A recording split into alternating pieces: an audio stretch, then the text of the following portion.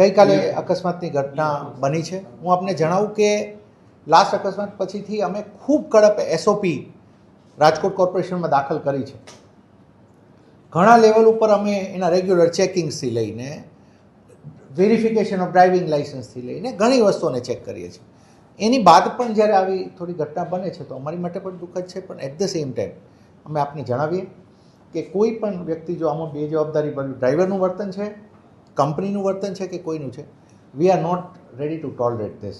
કેમ કે આ બધું કરવા માટે તો અમે આટલી કડક એસઓપીથી લઈને આટલું ફોલોઅપથી લઈને મશીનરી બનાવતા હોઈએ છીએ. એની પછી જો ઘટનાઓ બને તો અમે સ્ટ્રિક્ટ એક્શન આની અંદર અમે લઈશું અને હાલ સુધી પણ લેવામાં ઘણું આવ્યું છે. Thank you.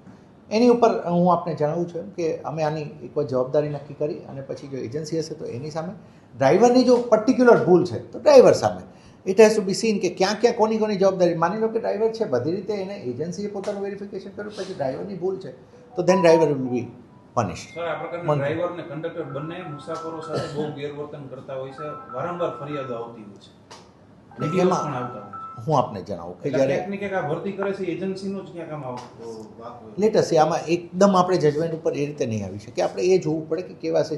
મેં એના સીસીટીવી ફૂટેજ મેં પોતે જોયા છે અને મને પણ લાગે છે કે મોટી ભૂલ છે. સાહેબ,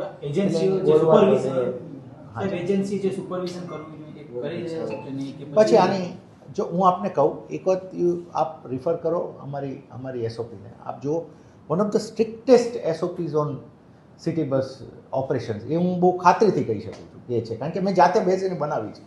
અમે એટલું સ્ટ્રિક્ટ કરીએ છીએ. પણ આ બધું કરતાના અંતે આવી ઘટના જ્યારે બને છે ત્યારે અમારી માટે પણ એ વસ્તુ છે કે આનું અમે મૂળ સુધી જઈને જોઈશું કે કયા સંજોગોમાં.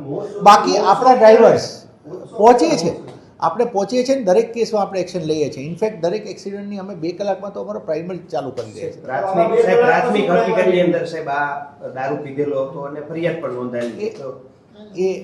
એની એક વખત તપાસના અંતે અમે તમને કહી શકશું. પણ આઈ એમ એશ્યોરિંગ યુ કે આની અંદર સ્ટ્રિક્ટ એક્શન લેવામાં આવે.